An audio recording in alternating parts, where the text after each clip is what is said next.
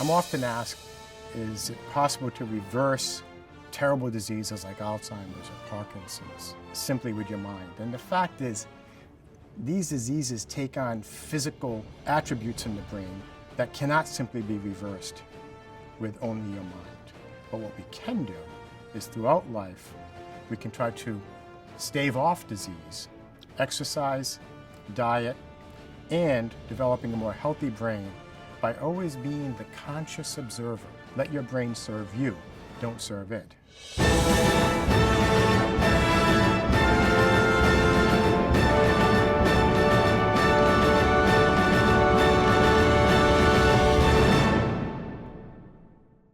Rudy, in the last few years, there's been an amazing amount of research on the beneficial effects of sleep and how lack of sleep is actually one of the most detrimental things that can happen.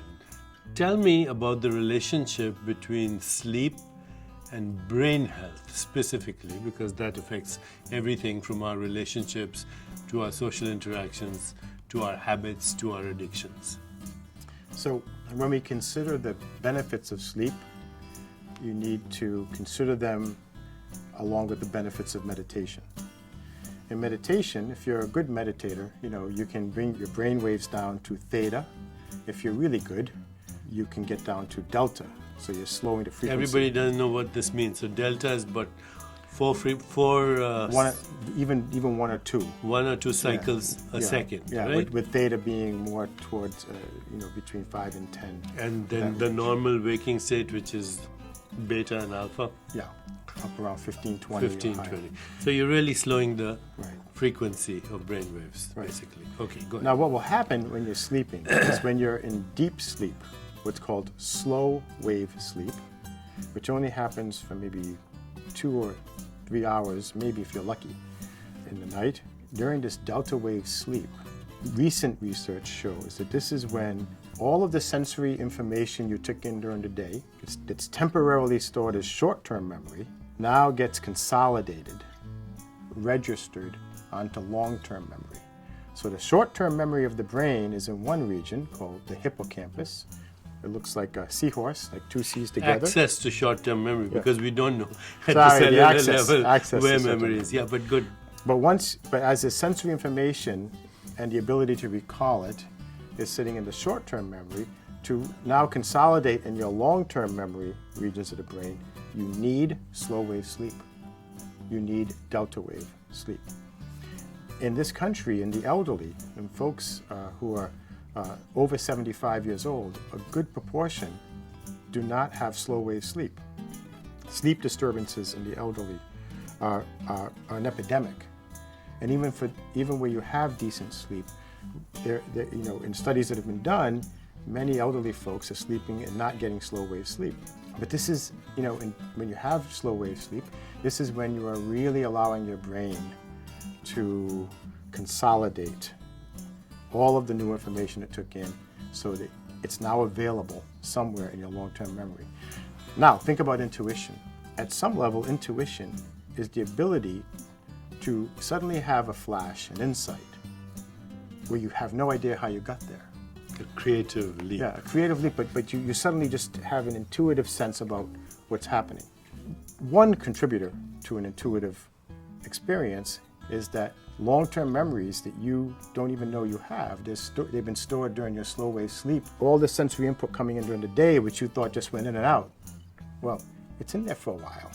But if you want to have it available later on in order to come to new insights, it needs to be stored somewhere, or at least the ability to recall it has to be stored somewhere.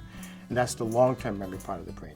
This happens during delta wave sleep. So delta is the escape from the default mode. Now, if you're stressed and your cortisol levels are high, delta wave sleep is not possible. Delta wave meditation is not possible. If you're too intellectual, and some folks, especially those I work with, think you can't be too intellectual. I would say too much intellect can also be a poison, like stress. We know the neurochemicals that are part of intellect, if they're too high, at too high a level, they also block delta wave sleep and achieving a delta wave state when you meditate. So you're shortchanging yourself the ability to store sensory information you took in all day in your brain for use later on, for example, in an intuitive flash.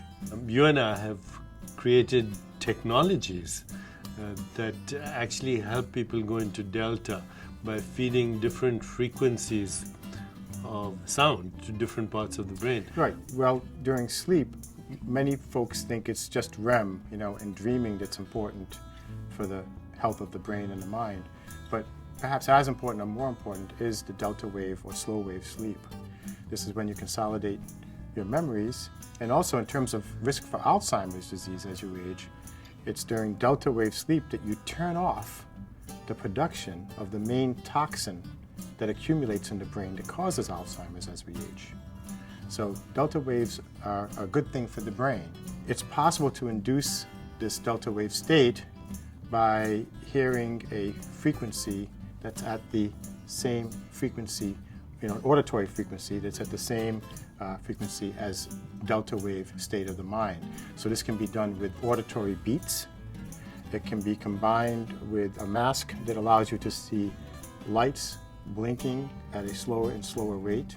So you'll be hearing beats that are slowing down, lights blinking at a slower and slower rate to bring you down from alpha, beta to theta, all the way down to delta. So you can literally dial in into a dream state or dial in to a deep sleep state. Yeah, and that's what we're creating. And the right key now. is not to fall asleep. So you have to program it so that you're in the delta, you get down to delta, but you don't fall asleep. And that's the one of the keys to this type of technology. I'm really excited about the technologies that we're creating. And I think it will be helpful for, especially for elderly folks who are having trouble with getting enough slow wave sleep.